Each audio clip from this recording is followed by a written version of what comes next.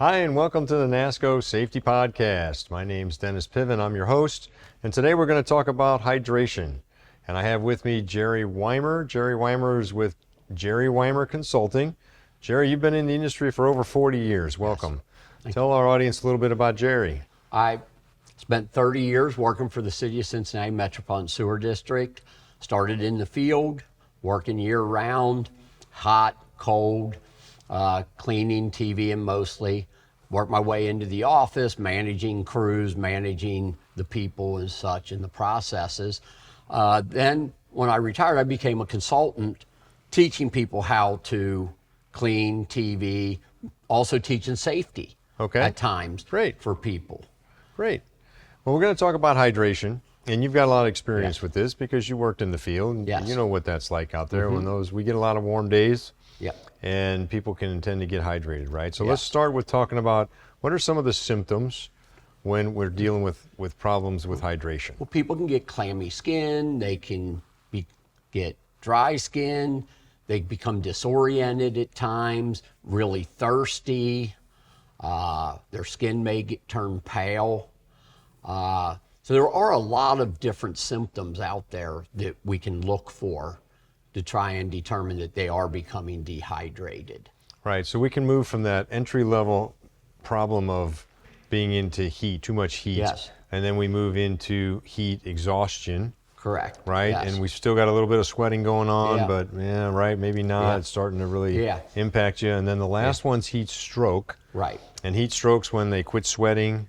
Right, and now you got a 911 medical emergency going. Correct. Right? Yeah, and I've had this in the past where they were dehydrated, they worked into the heat stroke all the way up, and we had to call 911 because they could not function, and it was life-threatening, and they had to get them on an IV hydration, not just drinking, because that wouldn't solve the problem. Right. So let's kind of step into what are some of the causes, right? I think it's obvious it's hot weather, but we all know things. There's layers to this. Can you kind of break that down for us? Well, you got hot weather, but you also have cold weather. Cold weather will dehydrate people as quickly as warm weather. Yeah, most people don't think about that at all, People don't think about that. Frequent urination, not drinking enough, or drinking the wrong things. Yeah, we're going to get into that a little bit down the road, but drinking the wrong thing is absolutely bad for you. Okay, wearing the wrong clothes. People don't think about that, you know. Maybe they're out wearing a sweatshirt and it's 90 degrees out. Well, that's not going to work. So a lot of different causes out there. And probably in some cases they want to protect themselves from the sun. Correct. Which is a great idea, right? So they're wearing a long sleeve top, but you got to look at those breathing kind of tops, right? They're very thin. They allow the heat to get out, but they keep the sunlight from hitting your skin. They got some UV protection in the fabric, right? So you see, you got to think about what you're wearing. I get it, right? That's a great point. It's a great point. There's a lot of complications when we start talking about dehydration and staying hydrated, and we're going to come back and talk about how to stay hydrated, but in the state of dehydration, and we've talked about heat, exhaustion, heat stroke, those kind of things. What are some of the complications that you've seen out in the field with that? Disorientation is one of them. Fatigue. I had one gentleman, he was drinking one of those energy drinks in the middle of the day, and suddenly he felt like he was having a heart attack. Holy cow. And we had to call 911 because he thought he was actually having a heart attack. And it was a relatively young gentleman, but the energy drink and the dehydration combined. The energy drinks tend to dehydrate us, right? They pull moisture out of our system. They dehydrate us, but then you get the other things that are in that energy drink that just make it even worse. Right. Yeah, the high caffeinated drinks, when the energy drink is the high caffeine levels. If you're already a little bit dehydrated from the day before, you start boosting your caffeine. Again, you're pulling moisture out of the tissues that you need, right? So this is an issue especially with the young workforce, right? Let's talk a little bit about the younger workforce, because I know they've kind of grown up on some of these energy drinks, haven't they? Right. They've grown up on them. They don't know how bad they actually are for people. research has shown they're bad for the brain, they're bad physically. But when you start talking hydration, they don't hydrate you, they dehydrate you. So drinking red or energy drinks all day long is not going to hydrate you. It's going to do the opposite. And then you start having medical problems that you may need attention, and you start not functioning as well and kind of wandering and losing concentration. Sure. Things which can lead to other problems if you're in a high risk type situation, Right. where you're not functioning so well with your brain. Yeah, absolutely. You know, and you wouldn't think about the alcohol issue, right? Because we shouldn't be drinking on the job. But we had a situation in France a number of years ago where they are allowed to drink, have an alcoholic drink at lunch. And we had a worker who was drinking several caffeinated, highly caffeinated beverages in the morning, had alcohol for lunch, and then by a few hours after work, he was having a heart attack and was an emergency medical situation. And sadly, he passed away.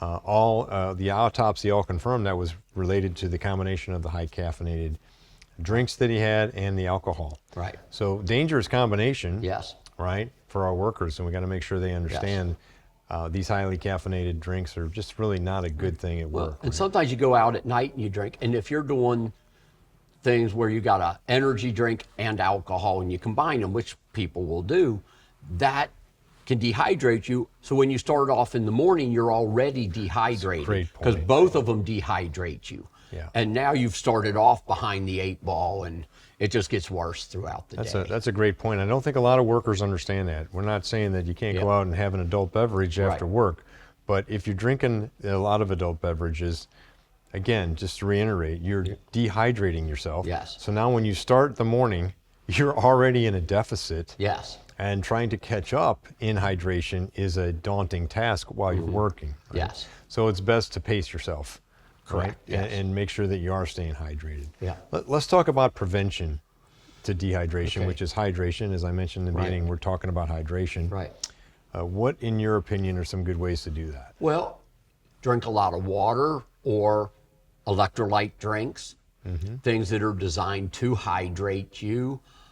Take breaks. If it's really hot out, get into the shade periodically. Too many people, they just keep working out in the sun and they never get a chance to cool off, because you need to cool off. That's a big thing with hydration, is if you can cool down, it helps with the hydration. Yeah, dropping that core temperature. Yes. Right? Now, I know in some states they have requirements for heat now. Yes. Where you have to provide shade for the employees. You work so many minutes, maybe it's 30 minutes, depending on temperatures and humidity. Correct. And then you get a break inside that shade. Right. Right? All our crews are mobile. Yes. And I've seen some of the crews do this. You might have too, where they'll turn on the AC in their vehicle. Yes. And they'll work out in the heat for 15, 20 minutes, especially on those triple digit days, right?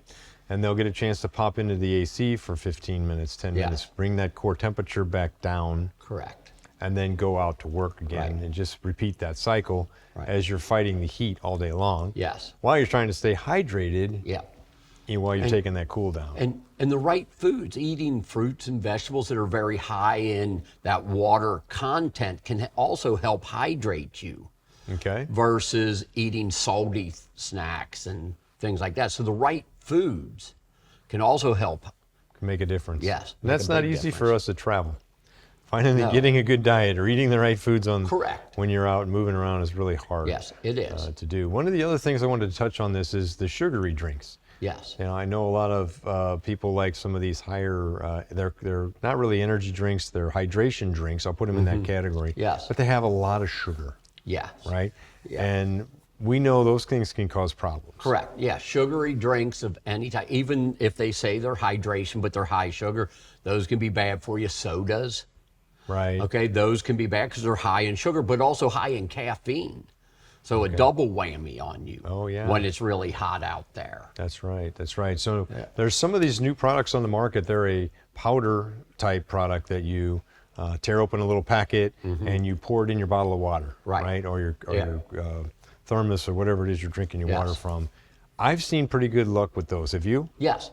Yes. Okay. We used to provide those with the city, and that we'd have packets of those that they would fill up their cooler in the morning. They'd dump a pack of this in it, and it was flavored, made it taste good. And that way they had hydration all day long that they didn't mind drinking. It's more potassium, some low levels of sodium, right? And some of the minerals that their bodies needed. Correct. Right? Yes. Low sugar, right? Yeah. And that's what the worker really needs to keep their hydration levels at the right pace for the work that they're doing. Yes. Yeah, I agree. That's a great thing. And I think the technology keeps getting better. It does. Right? So these drinks continue to improve.